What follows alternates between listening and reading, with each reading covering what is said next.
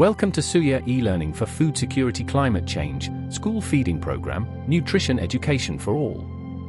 When you have bad governance and poor accountability from your local government leaders, then you are doomed to live under control of cartels and fools. We hope you subscribe to our channel YouTube at Suya Mombasa and share this links with your friends or family.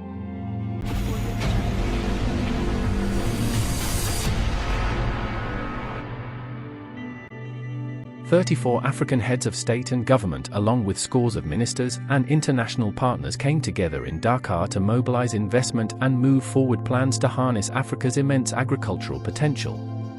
Technology is key to transformation. Many of the presidents at Dakar too said that technology was key to increasing farmer yields across Africa. Although 60% of the world's uncultivated arable land is in Africa, smallholders would not need to cut down forests if they were able to increase the productivity on their existing farms. 34 African heads of state and government along with scores of ministers and international partners came together in Dakar to mobilize investment and move forward plans to harness Africa's immense agricultural potential. Technology is key to transformation. Many of the presidents at Dakar too said that technology was key to increasing farmer yields across Africa. Although 60% of the world's uncultivated arable land is in Africa, smallholders would not need to cut down forests if they were able to increase the productivity on their existing farms." Standing success story. Thank you very much. In Zimbabwe, we have adopted basic philosophy, which is village philosophy. One, we say a country must be ruled by the people of that country. Two, a country must be developed by the people of that country. Three, a country must eat what it kills. That is village wisdom. Now, in Zimbabwe, we have problems of food insecurity, and we said, how much food do we want per year to feed our country? We know we need about 2 million metric tons of grain. So we say, because there is climate change, how many hectares of land can we put under irrigation to produce the 2 million plus metric tons to feed the nation? And we determine how much yield does a hectare have. Once you've done that, you now know how many hectares you must put under irrigation to achieve the amount of grain you want to feed your nation in spite of climate change. That we have done, and we are now food secure. Secondly, we have been importing our wheat from Ukraine, our fertilizer from Russia. Now that side is problematic. So we decided to say we need about 240,000 metric tons of wheat. So how many hectares do we want under irrigation to grow wheat? And we calculated and put that number of hectares under wheat. We are now wheat sufficient. And we believe that next season we should be able to export wheat. We got the fertilizer which we are getting from Russia. We decided to find out what makes fertilizer. We discovered that because of the colonial mentality, we thought fertilizer was produced elsewhere. We have the materials in the country, and 3-4 months ago we've begun producing our own fertilizer. Fourth, it is necessary that we harvest water. So the Colro Strategic Plan outlines initiatives aimed at enhancing agricultural productivity, improving market access, promoting sustainable farming practices and fostering innovation across the sector. Through targeted innovations and collaborative efforts, the plan aims to empower farmers, increase resilience to climate change, and ultimately drive positive change in the agriculture sector.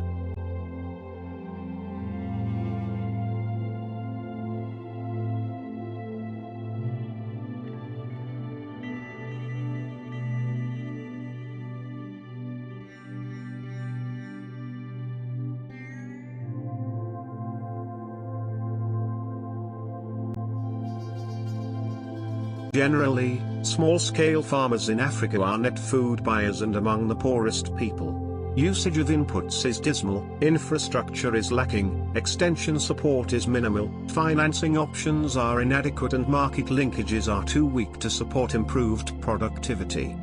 Start by transforming the agricultural and food systems through increased quantity and quality of investments, with a bias towards building the resilience of smallholder farmers. Governments should progressively increase spending on agriculture from the current low of 4.1% of national budgets to at least 10% in every country. Climate and nutritionally sensitive local food systems can significantly contribute to healthy food diets. Government should be allowed to implement policies that reduce risk for farmers and consumers, subsidizing credit and inputs, guaranteeing prices, ensuring strategic reserves of food and providing appropriate agricultural extension support. A wholesale reliance on export crops and market. Farming requirement. 1. The land. 2. Prepare the land. 3. Seed value. 4. Sowing costs. 5. Weed management, weed control by hand. 6. Fertilizer cost. 7. Fertilizer application cost. 8. Harvesting costs. 9. Mechanical costs, threshing. 10. Maize transport to storage. How many bags of maize can an acre produce? A maize farm's profit and return on investment.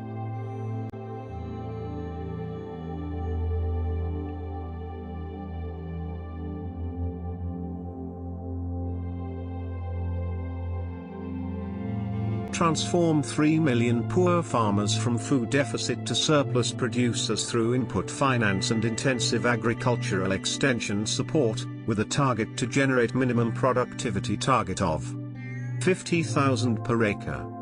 Knowledge is a garden. If it isn't cultivated, you can't harvest it. About 5,000 stem cuttings can be planted in 1 acre in a spacing of 1 meter by 0.80 meters. 1 tree equals 10 kilograms roots. Total produce 50,000 kilograms. Selling at 20 sh per kilogram. Total sale of 1 million. Total sale from stems.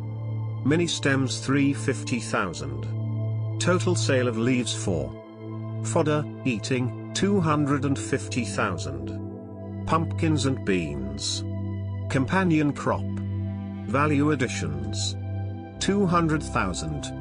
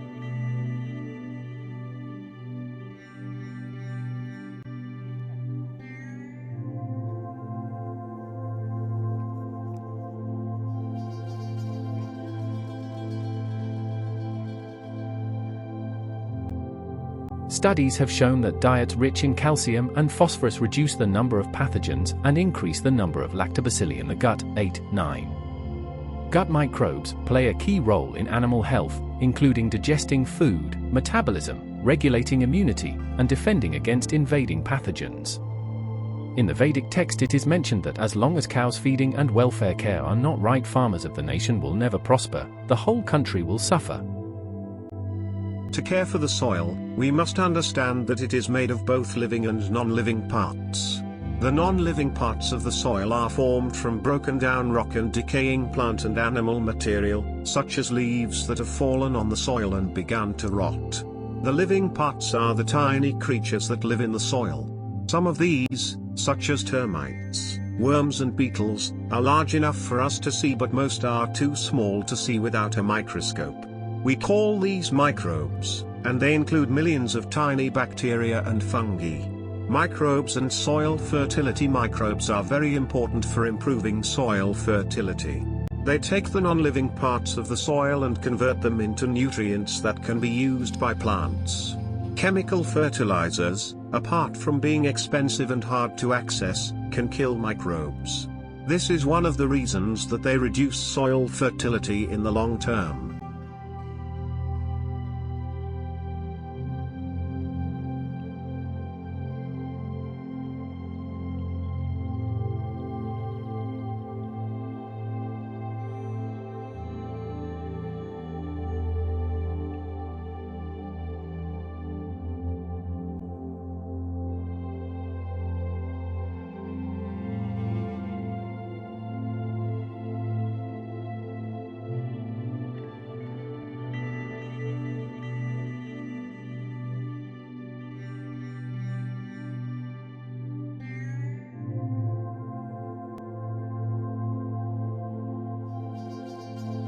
The temperature of soil.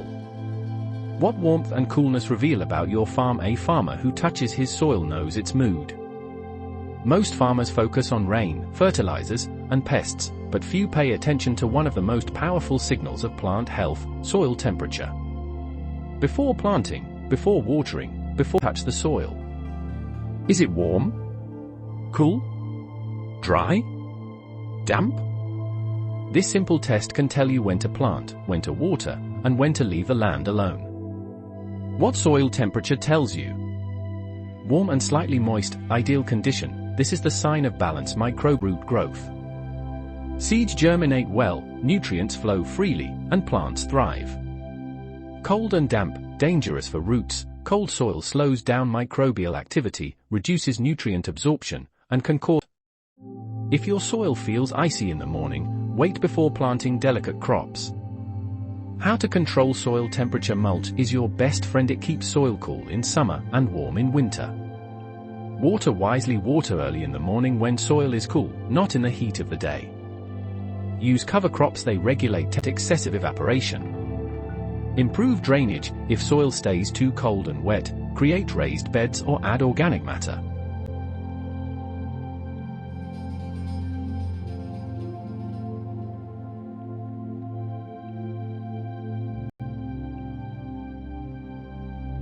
What are the benefits of alfalfa in the environment? Alfalfa provides a good cover for land, and when a stand is established on a soil and site where it is well adapted and is properly managed, it will normally last for years, thus greatly reducing soil erosion as compared to that which often occurs with annual crops.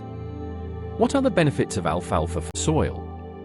In addition to intercepting raindrops and slowing runoff, alfalfa can add organic matter which improves soil tilth and add nitrogen to the soil while at the same time providing a profitable crop. Legume cover crops fix atmospheric N for their own growth. The amount of N fixed depends on the amount of growth and the particular species.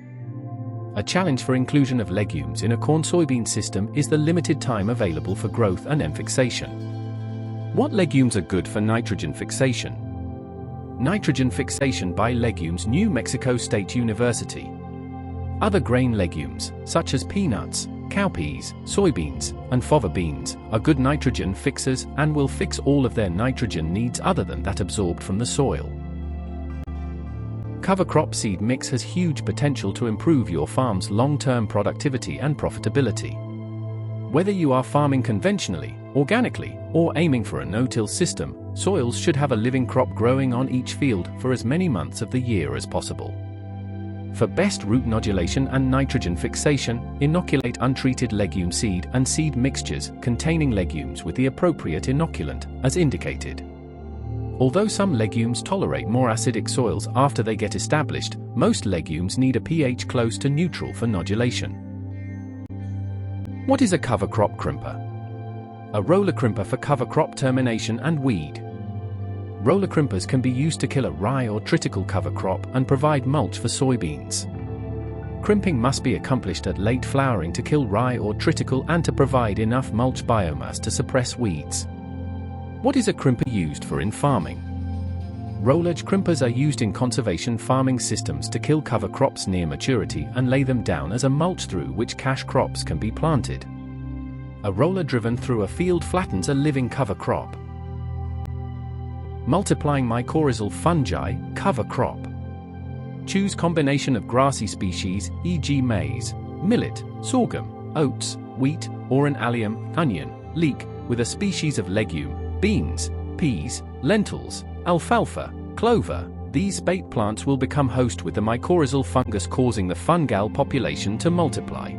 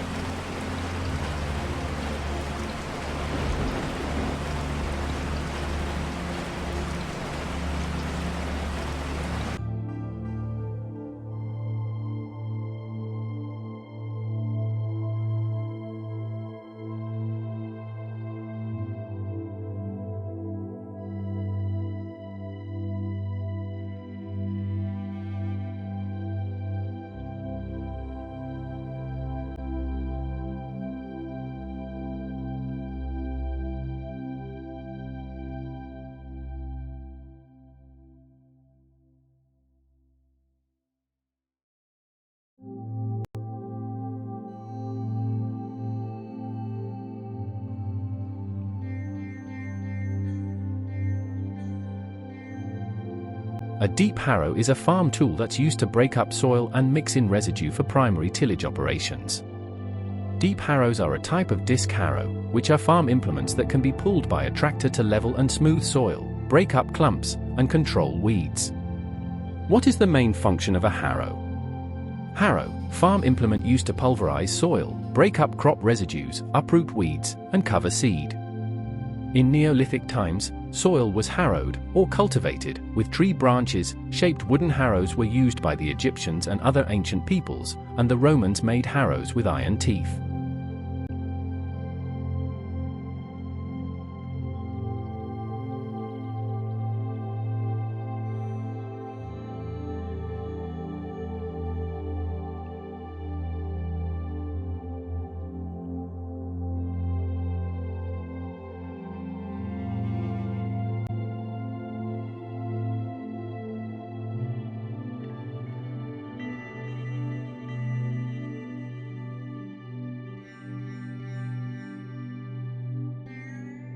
Why raised beds? Growing crops on raised beds minimizes soil disturbance to protect soil biota, improves soil structure, and promotes carbon sequestration. Also, with machines developed to the size of the raised beds, PQNK facilitates the large-scale implementation of no-till.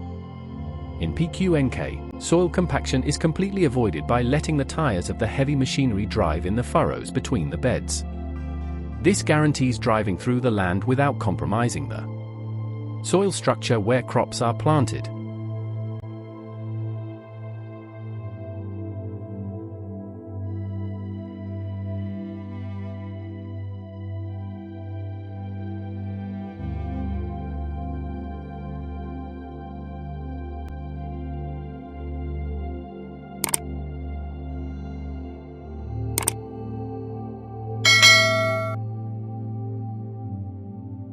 There will come a time when only those that know how to plant will be eating. Chief or reliance. If you like African food systems content, please subscribe and share our channel with your friends and family. Or if you're new here, hit the subscribe button so you make sure to never miss our weekly presentation podcast. Agriculture is tool to create health, wealth, shelter, protect environment, food, nutrition and basic skills development for our local communities. 42 inch का एक bed और 16 inch के दो bed proper एक press के साथ और निशान लगाने के साथ, ये निशान ज़राअत जो है ये पेश करते हैं हमारे लिए ये प्लांटर। लोधरा में इनकी शॉप है, आगे आपको एड्रेस भी पीछे भी लिखा हुआ है, आगे दोबारा आ जाएगा। तो ये आप प्लांटर देख रहे हैं, इसमें हम दो इकट्ठे करके 42 इंच का भी बना सकते हैं। ये आप देख रहे हैं नीचे 42 इंच का और ऊपर 16 इंच के दरमियान में एक छोटा 10 इंच का पानी का चैनल आ जाएगा। ये आप 16 इंच के दो देख रहे हैं और दरमियान वाला ये 10 इंच का पानी का चैनल। ये आप देख रहे हैं 3 लाइन लगा रहा है। ये हाई डेंसिटी पे proper distance plant to plant, row to row proper distance रखेगा और ये आप निशान लगा देखते जा रहे हैं। अब ये बेसिकली मेन इसका इस्तेमाल लहसुन और जो है प्याज इन दोनों के लिए, दोनों फसलों के लिए। निशान लगाने का सबसे बड़ा मकसद ये है कि लेबर का एक तो जो एक्सपर्ट लेबर होती है वो तो एक अंदाज़ा रखती है, लेकिन उनका भी कंप्यूटराइज तो अंदाज़ा नहीं ना आता। अब ये fix plant to plant distance जो तकरीबन 4 इंच या 6 इंच जितना भी आप रखवाना चाहते हैं वो रखा जा रहा है। तो एक तो जिस जगह पे किसी ने कोई सीड या जो है आपकी सीडलिंग प्याज की वो ना लगी होगी तो हमें पता चल जाएगा कि इस जगह पे मजदूर ने ये काम नहीं किया, ये खाली छोड़ गया। वैसे निशान के बगैर हो तो हमें पता नहीं चलता। और ये देख रहे हैं आप कितना बराबर प्रेस हो रहा है। इस पर आप मल्चिंग करना चाहें तो आसानी से मल्चिंग हो जाती है।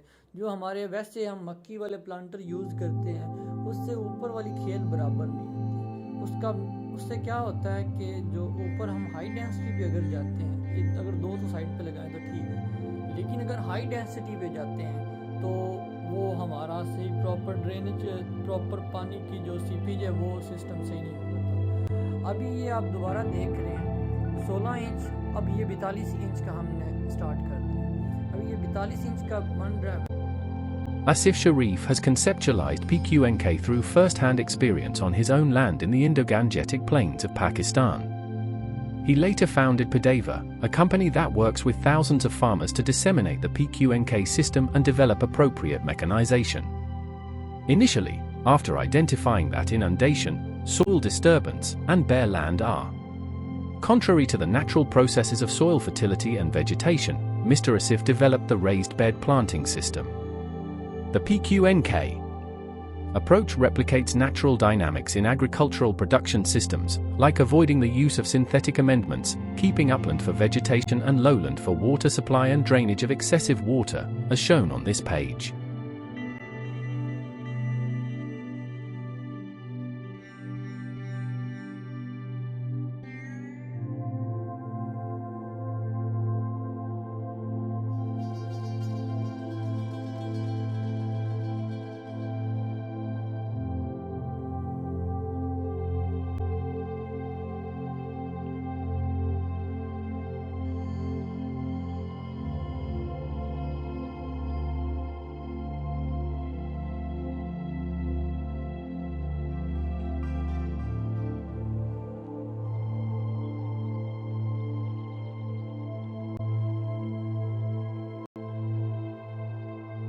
Under PQNK, crops are cultivated on permanent no-till raised beds that are formed on leveled, non-compacted land. For this, the bed size is adapted to the size of the tractor and machinery wheels, so that the wheels are driving through the furrows, hence not compacting the beds. Irrigation is applied in the furrows between beds. Nutrient uptake from the soil is optimized by plant spacing and hardpan breaking. The plant spacing also allows each plant to develop large canopies for catching sunlight and CO2 from the atmosphere. The plant spacing is to be adapted to the specific requirement of each crop. Furrow irrigation uses furrows between planted ridges. Fields may be of various shapes. First, the soil is prepared into vertical channels, furrows, and planting mounds. Then, water is released directly into each furrow, running down the furrow's length and seeping into the soil at the root level. Although furrows can be longer when the land slope is steeper, the maximum recommended furrow slope is 0.5% to avoid soil erosion. Furrows can also be level and are thus very similar to long narrow basins. However, a minimum grade of 0.05% is recommended so that effective drainage can occur following irrigation or excessive rainfall. If the land slope is steeper than 0.5%, then furrows can be set at an angle to the main slope or even along the contour to keep furrow slopes within the recommended limits. Furrows can be set in this way when the main land slope does not exceed 3%. Beyond this, there is a major risk of soil erosion following a breach in the furrow system. On steep land, terraces can also be constructed, see basin irrigation, and furrows cultivated along the terraces. In a PQNK system, the layer of organic mulch should be thick enough to cover the soil surface and prevent sunlight from reaching the soil. This inhibits weed germination, resulting in a non-chemical strategy for weed management. Maintaining permanent biomass cover on the soil surface also protects the land from overheating in direct sunlight, which adversely affects the soil biota. In fact, temperatures higher than 40 kill almost all life in the soil. Organic mulch also buffers the force of winds and storms that erode the topsoil.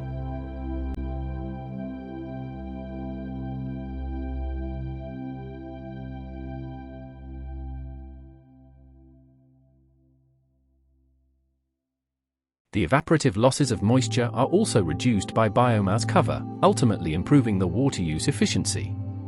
In addition to this, the retention of non-harvested crop biomass, rootstocks, and stubble in the field after harvesting conserves the stock of carbon in the soil. These materials, when they decompose, support the soil biota and improve soil structure. PQNK makes crop residues a valuable source of biomass as well as a tool for integrated weed and nutrient management, giving farmers incentive not to burn them and thus also improving air quality.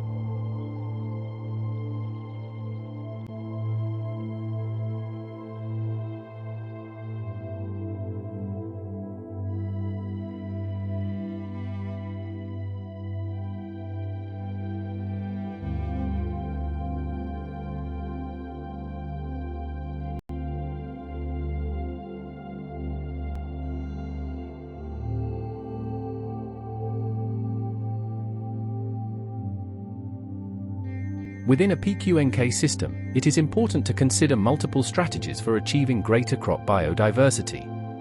Introducing cover crops between seasons or using crop association such as intercropping, alley cropping, relay cropping, and undersowing are valuable options.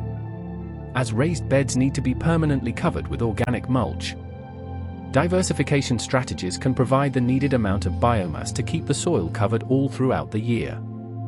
Crop diversification also reduces farmers' economic vulnerability and the risks connected to crop failures.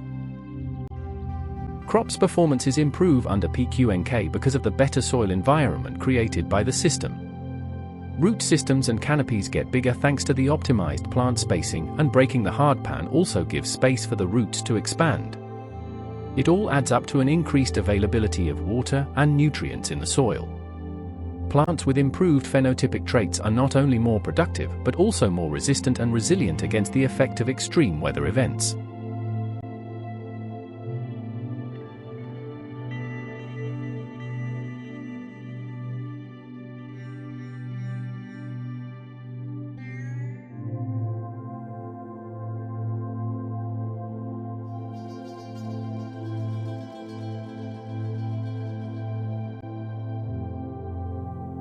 Increasing the spacing between plants, i.e., reducing plant density per m2, should be done when soil is managed according to the principles of CA as in PQNK systems.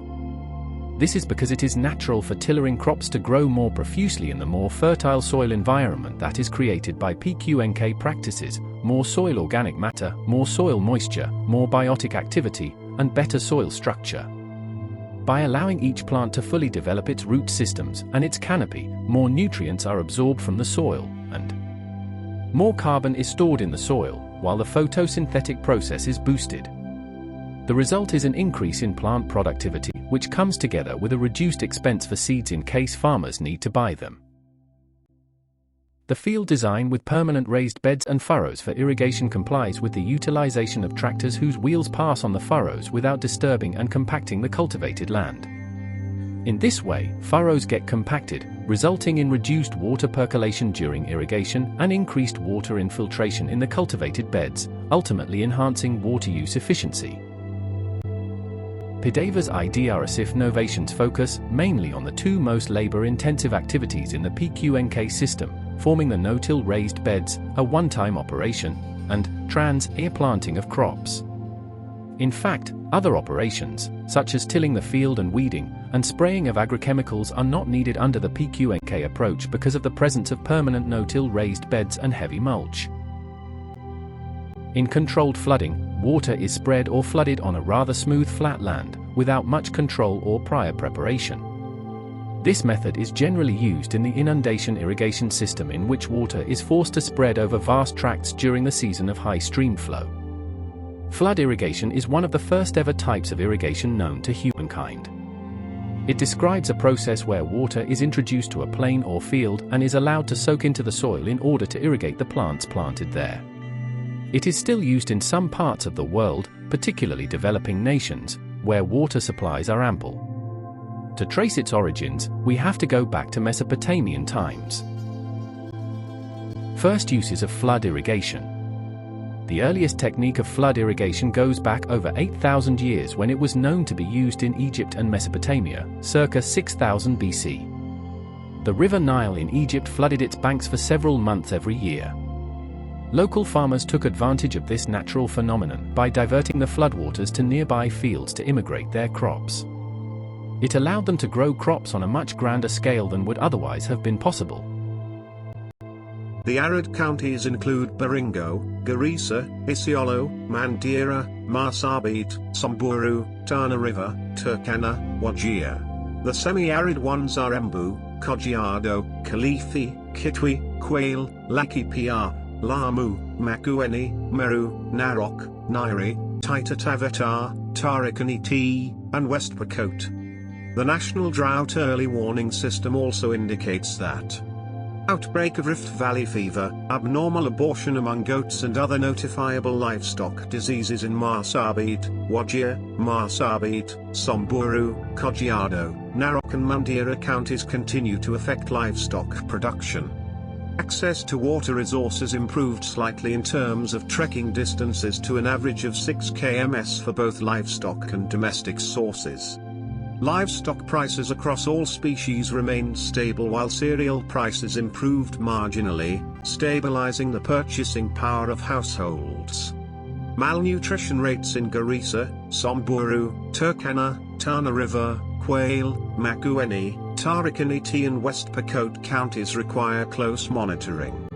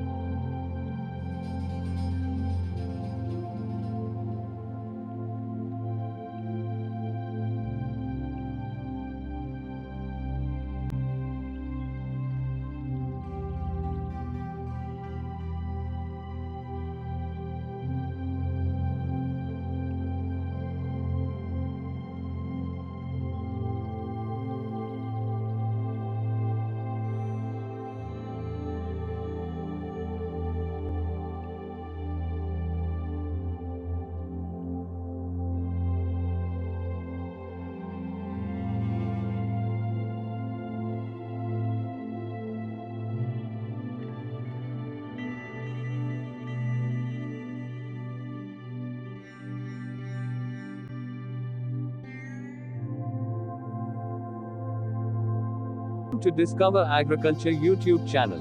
If you're not yet subscribed to our channel, please subscribe now.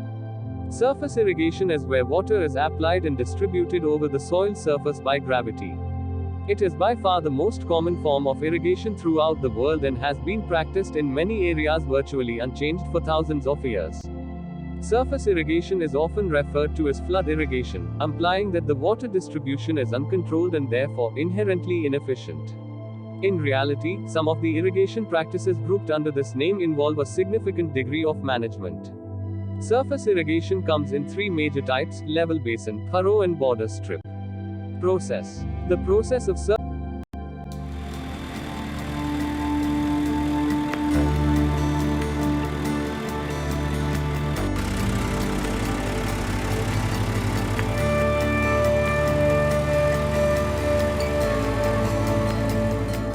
FlexNet is a distribution manifold system with integral welded outlets, the first of its kind on the market. As part of our process, we weld outlets into it with a 1/2-inch female thread to be connected to the drip lines. It's integral to the tube itself, no cutting or modification necessary. You just thread in a fitting and connect right on your drip line. So we offer multiple spacings. There's several standard spacings that we keep in stock. We also manufacture custom spacings for custom applications for farmers as well. Generally, FlexNet is used in portable systems where the grower wants to be able to rotate different crops with different bed spacings. So FlexNet's about 30% of the way to conventional lay-flat products, which makes it a lot easier for the grower to move through the field without utilization of additional equipment and manpower. One of the reasons that we developed the FlexNet product line is Fiderbia trees capture nitrogen from the atmosphere and fix it through their root nodules. When their leaves are shed, they also enrich the soil. No wonder, it's known locally as the fertilizer tree. And uniquely, it's in the growing season when the extraordinary Fiderbia trees drop their leaves, allowing gentle sunlight through to the crops. The tree's deep taproots reach for the water table and do not compete for moisture or nutrients in the topsoil. In the dry season, while most other types of trees shed their leaves, Fiderbia sprouts new foliage and its canopy shades the ground. Seed pods are formed, providing nutritious fodder for livestock.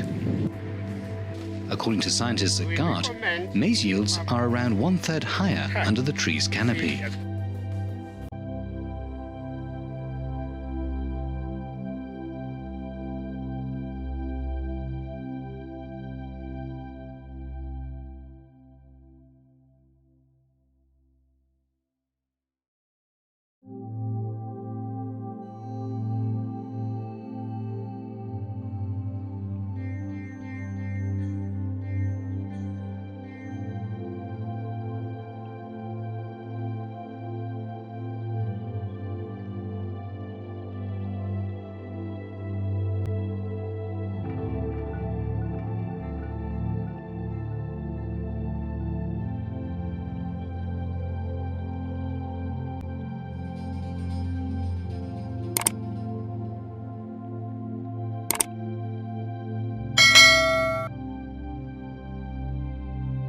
There will come a time when only those that know how to plant will be eating. Chief Oren Lyons.